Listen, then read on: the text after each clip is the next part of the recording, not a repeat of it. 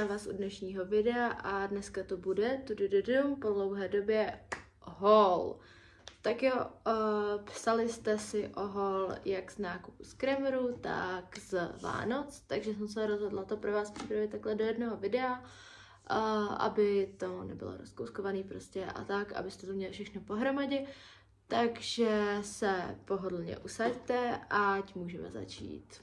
Let's go!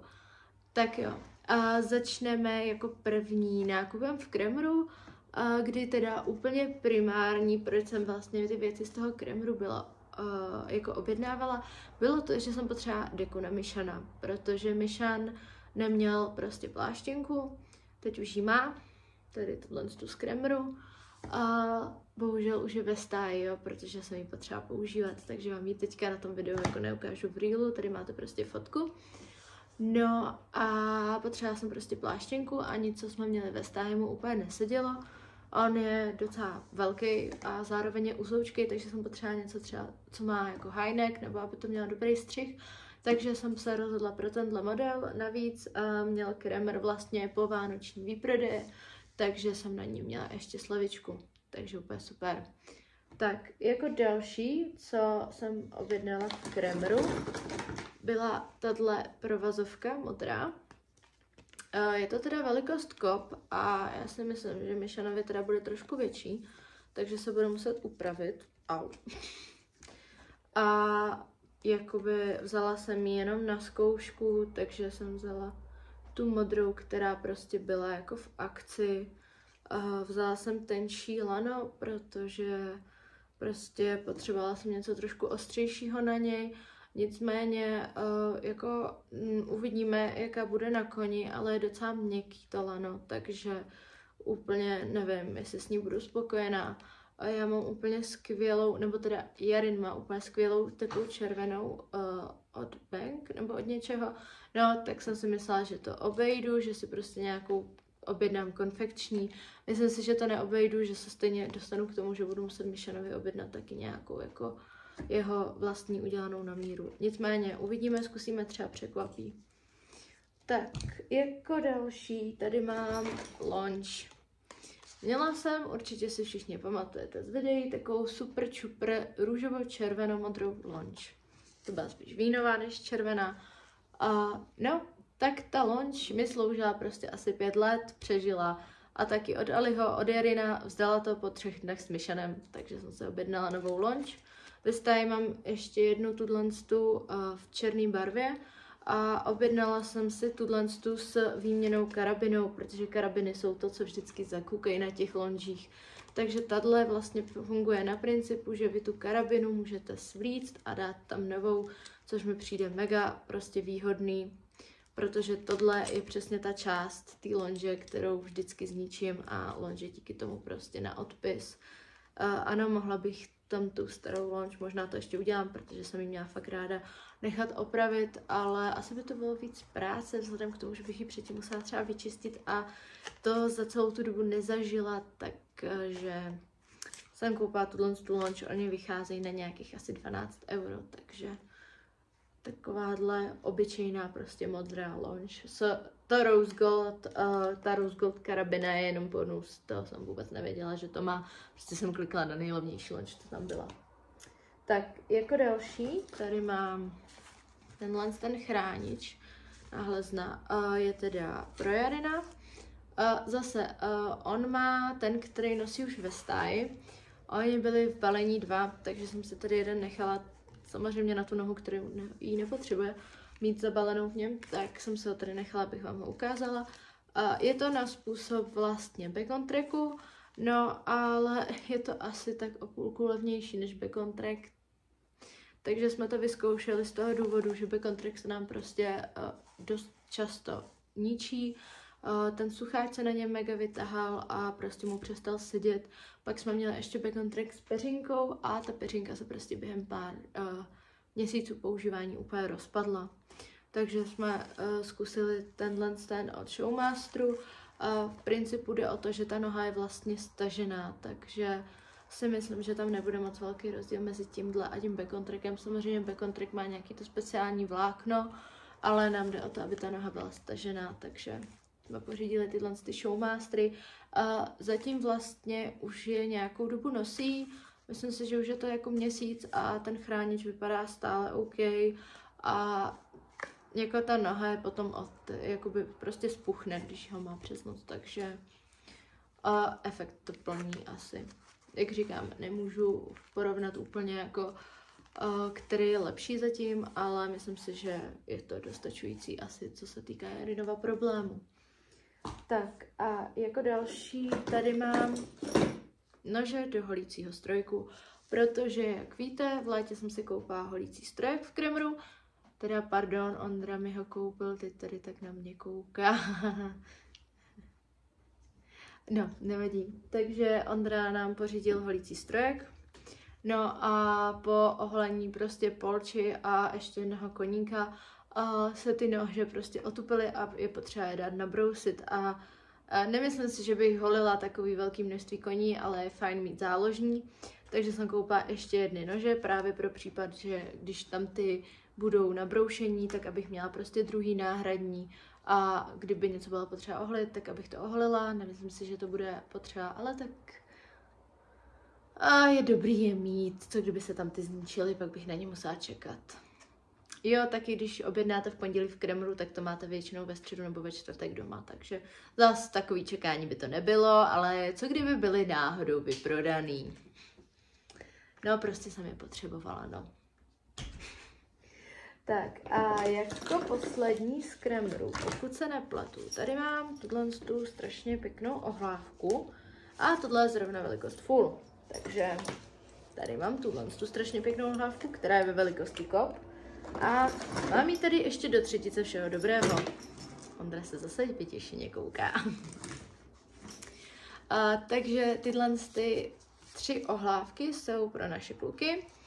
Jarin, Myšan mi právě upad, Myšan a Jevar a já jsem jim vzala všem 3 prostě stejný, zahrajeme si trošku hru s stájnicí, jestli pozná či je čí. No nicméně, mně se strašně líbily a já tyhle ty ohlávky miluju, protože nejenže mají tady polstrování prostě po celý té ohlávce vlastně jakoby na lícnicích a na nosníku a nátilníku, ale mají tyhle ty karabiny. A určitě, pokud jste viděli už nějaký můj haul, kde jsem ukazovala ohlávky z Kremru, tak si určitě vzpomenete na to, že já tyhle ty karabiny prostě mega moc vychvaluju.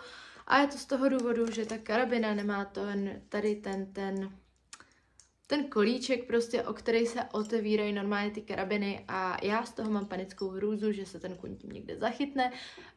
V lepším případě se někde zachytne a karabina povolí, v horším případě mu to někdo zapne směrem do tváře a ta karabina mu ublíží. Takže z toho důvodu já mám všechny výběhové ohlávky už jenom s těma karabinama a zavedla jsem to prostě globálně, naši kluci mají prostě tyhle ty karabiny. A já jsem pak o dost klidnější. A taky mi přijde jednodušší je prostě rozepínat, když jsou od bláta, protože vyklepnete z tohohle místa bláto a tu karabinu normálně zase zacvaknete. Ty jezdci se mi dost často ničili už jenom tím, že se do nich dostalo bláto a prostě ta karabina přestala fungovat. Teď to tady neumím zapnout, jo. Takhle jednoduchý to je. Takže takovýhle moc hezký ohlávky. Jak říkám, každý má svojí a chtěla jsem jim je už dát, jenže vzhledem k tomu, jaký je venku bláto, tak se si počkám na to, až bude hezčí počasí. Ale budou mít všichni 3 takovýhle hezký svoje ohlávky. Myslím si, že bych k tomu měla doladit i vodítka, aby to měly úplně matching, ale asi to není tak podstatný, vzhledem k tomu, že to jsou výběhové ohlávky.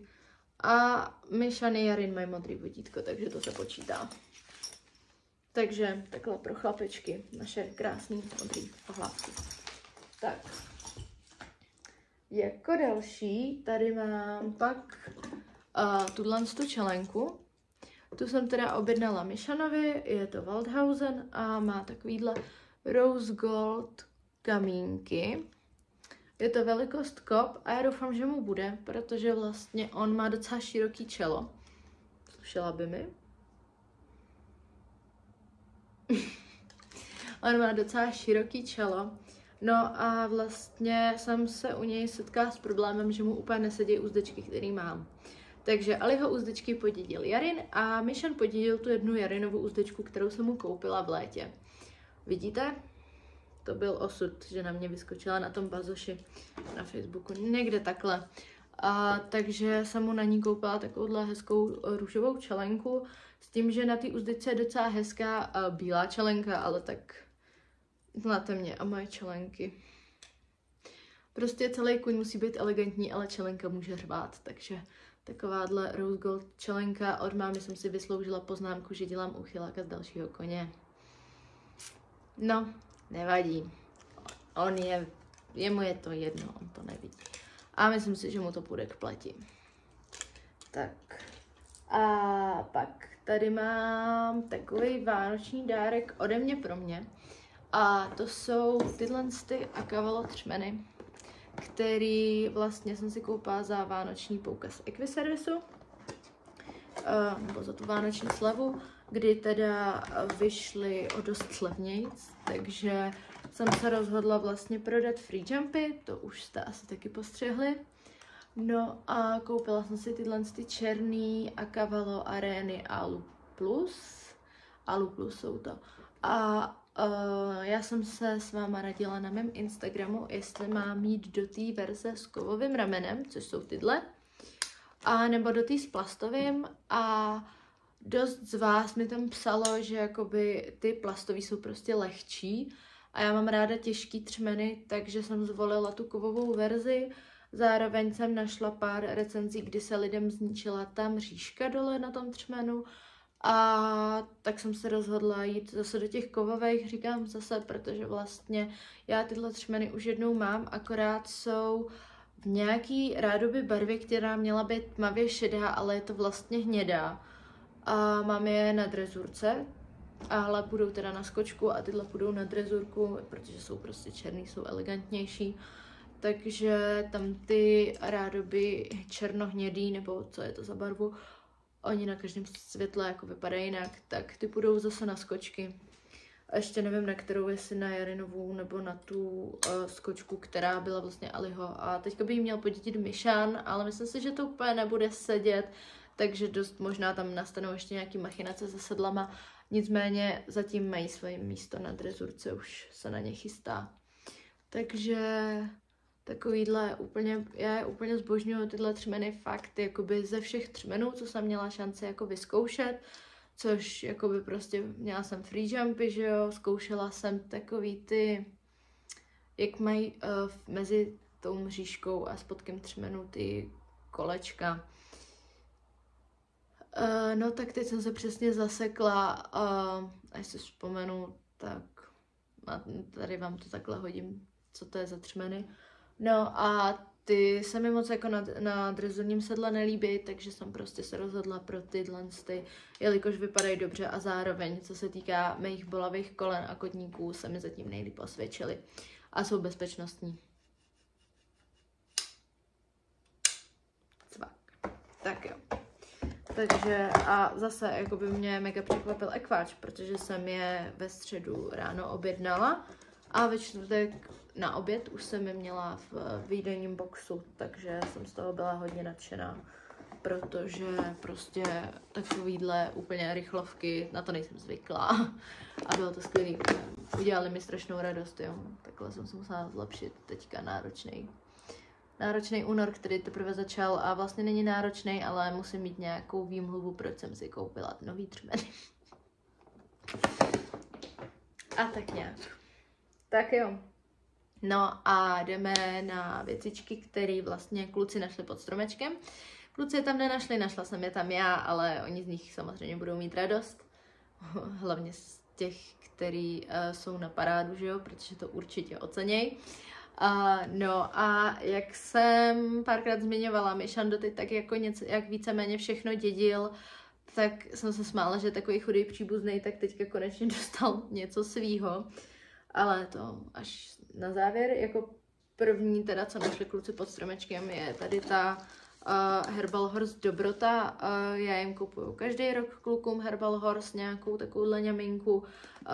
Moc ráda jim to míchám do krmení, oni prostě to mají úplně rádi, ono to hrozně hezky voní a já mám strašně ráda, když mám ty kyblíčky pro kluky barevný, takže jsem letos zvolila Dobrotu. Loni jsem, myslím, kupovala nějakou vánoční směs. A tady ta Dobrota, já se snažím najít, co to všechno obsahuje. A tady to nepíšou. Ale myslím si, že je tam nějaký, jo, tady, složení. Je tam mrkev, plod jabloně, semeno no prostě semeno, ostropestřec, plod řepy a list smetánky, takže taková fakt mňamka a hned to vezmu do stáje a dám jim to do krmení zítra. A já to tady očuchávám, protože mě to fakt voní a teď mi to nepůjde otevřít. Tak nic, ale je to cítit i takhle přes tu bedínku, že to prostě strašně hezky voní. To. Takže já jim to moc ráda kupuju a taky se to moc prakticky balí, teda tady už jsem to rozmáčkala, jo, ale napíšete jméno a dáte lepítka a můžete to strčit pod stromeček. Inspo na příští rok. Tak, aby těch ňaminek nebylo málo, tak tady ještě dostali mrkvový chipsy od Dromy. A tyhle ty mrkvový chipsy jim jako běžně kupuju prostě do kyblíčku. A jak říkám, já mám ráda, když je ten kyblíček barevný a když je tam nějaká ňamka, takže tyhle ty mrkvový chipsy fakt jako prostě úplně kupuju ve velkým. A zase super balení, jo, dáte mašličku a jedete. No, takže ještě měli takhle pod stromečkem takovýhle chipsíky mrkvový a Jarinek tam měl ještě jako olej a takový další ňaminy a MSMko a podobné věci, ale to všechno prostě už užívají, mají to ve stáji. Tohle to jsem tady nechala jako takový vzorek, protože ještě vlastně jsem tam tyhle věci měla, takže jsem to tady takhle jako uškudlila, abych vám to ukázala v tom videu, ale jinak plno věcí, co dostali na krmení, dostali 6 kg pamlsku a podobně, tak ty už jsou jako odvezený ve stáji, ale tak tady mrkvový chipsíky. Tak, jinak já obecně mám Dromy jako moc ráda, kupuju vlastně od nich hodně jako věcí, z kterých se skládá Jarinovo krmení, třeba rýžový protein a podobně a jsem s nimi fakt jako spokojená, mají kvalitní ty výrobky. Tak, jako další, co kluci strašně ocení, jo, je ten obal na průkazy a strašně ho ocení, protože se třpití, jo? Taky úplně vidíte tu radost v jejich očích určitě, až ho uvidějí. Ne, já jsem si ho chtěla koupit už v létě, no a nějak to nevyšlo, takže jsem ho teďka pořídila. Je tam teda takhle prostor na průkazy, na nějakou propisku a tak. Takže jenom takový obyčejný obal. Já mám totiž průkazy jako ve stáji schovaný a zamčený a tak, abych je neměla položený volně, tak jsem se rozhodla, že ještě narvu do takovýhle knížky a že je to i super vlastně, když jedete na závody, tak prostě je ten průkaz takhle schovaný v bezpečí. Já většinou dávám ty průkazy jako na tu kontrolu i přímo jako s obalem a pak si to dobře najdete, ten průkaz, takže jako někde to nechtějí, ale většinou se mi povede jim to narvat i přímo s tím obalem. Takže jsem si ho pořídila, protože je to určitě jako velmi, velmi potřebná věc. No prostě si zase občas člověk musí udělat radost a musí to mít na co hodit, takže prostě to bylo pod stromeček pro kluky. Tak a teďka věci, z kterých mám úplně strašně největší radost a úplně jsem se mega těšila, až vám je ukážu v tom videu a teď se mega těším, až je prostě dovleču do té stáje a vyzkouším je Michanovi. Takže jako první je to tohle Eskadron Heritage vodítko s takovouhle pěknou karabinou a je takovýhle pěkně kostkovaný, no prostě barevný. No a samozřejmě určitě vás napadlo, že když tady mám vodítko, tak tady mám i ohlávku, takže pan Mišánek dostal svoji první Eskadron ohlávku. Jak jsem říkala, že už Eskadron není úplně můj šálek kávy, tak čaj, kávy, no to je jedno, prostě ani jednoho. Tak tato kolekce mě úplně dostala, je naprosto skvělá, boží a tu ohlávku jsem mu prostě musela pořídit. Strašně mu jde k pleti, už jsem mu ji samozřejmě zkoušela, protože jsem si úplně nebyla jistá velikostí. On má takovou jako, je jakoby úplně nekonfekční hlavu, ne úplně konfekční hlavu, s tím, že on mi je něco mezi kop a full. Tak jsem se trošičku toho bála, protože některé kop ohlávky, které jsem mu jako zkoušela, mu byly prostě malý, takže jsem mu ji musela teda jako vyzkoušet, no a když ji povolím na nejvíc, tak mu teda jako je. Takže takováhle pěkná ohlávka. Mně se strašně líbí ta barva, já jsem byla přesvědčena, že mu koupím buď černou nebo tmavě modrou, no a pak jsem přijela do toho obchodu a viděla jsem tu, já nevím, jestli je to zelená, tyrkysová, no, prostě takovouhle, tenhle odstín zelený, dejme tomu, a jako byla jakože úplně, no tak tomu jde k pleti. Ještě jak to má prostě ty karabiny pozlacený, jakože mega skvělý. A sledujte, ona má tu chytrou karabinu. Vidíte to? Prostě mi to dneska nejde. Je to ona, je to prostě ta hladká karabina, o který jsem mluvila před chvílí a o který mluvím snad ve všech videích, prostě, který točím a jsou to většinou holy. Takže tu karabinu úplně skvělou má, takže ta ohlávka je vlastně úplně dokonalá a mega mu bude slušet. Už mu mega sluší. Fakt se těším, až to tam celý dovezu a nevím, kam v ní bude chodit, asi v ní bude stát v boxe, až ho budu čistit. A u toho budu mít přes sebe přirozený to vodítko. Tak a k té ohlávce jsem to nemohla nechat jen tak. Takže k ní má i tu perfektní kostkovanou deku. A ta deka je úplně boží a tu teda dostal od Ondry. Vůbec jsem ho nemusela inspirovat. A jako koukejte na tu vychytanou stužku, jo. To jsou prostě detaily, které mě vždycky dostanou. No a je to teda tato moc hezká Escadron Heritage deka s kostičkama. A je to teda velikost 135, což je normální Missionova velikost dek. S tím, že teda některé deky už jsou mu takový trošičku na knop v té velikosti 135, ale mám doma ještě jednu eskadronku, takovou růžovou, určitě víte, nosí Jarin. Zjistila jsem, že tato růžová eskadronka je taky velikost 135 a Missionově je velká. Takže teďka jako prostě doufám, že tato mu bude dobrá a hned ji jdu zabalit a jdu to prostě vyzkoušet, protože jestli mu nebude dobrá, tak ji prostě nechám zkrátit, aby mu seděla. Jako tato deka je tak strašně boží, že se fakt těším, až ji bude nosit a myslím si, že do té doby se s ní budu asi někde mazlit. Jako doteď jsem ji měla ve skříně a koukala jsem na ní každý den, takže prostě úplně bombastická. Fakt se mi strašně líbí, jakože opravdu jsem říkala, že Escadron už nekoupím a tato kolekce byla úplně jako, tak tebe musím mít. Podsedlovku jsem nekoupila, to je docela pokrok.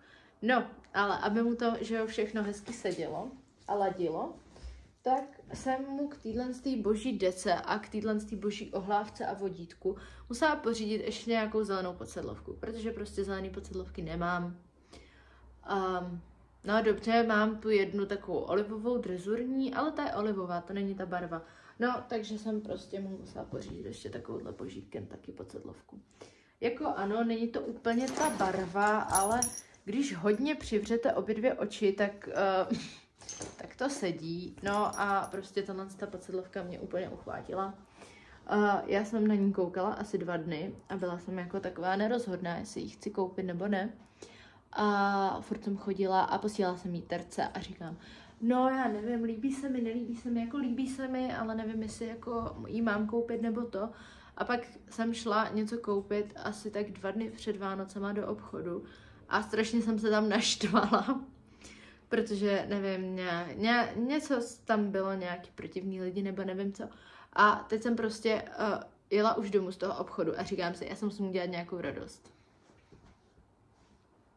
Tak jsem si ji udělala. Takže takhle jsem přišla k této bezvadný Kentucky Dečce, prostě jsem si řekla, že si musím udělat radost. Tak jo. Takže to je pro tenhle haul všechno, jak říkám, nějaký třeba vitamíny a takhle, už mají kluci všechno ve stáji, takže to vám teda ukazovat nebudu.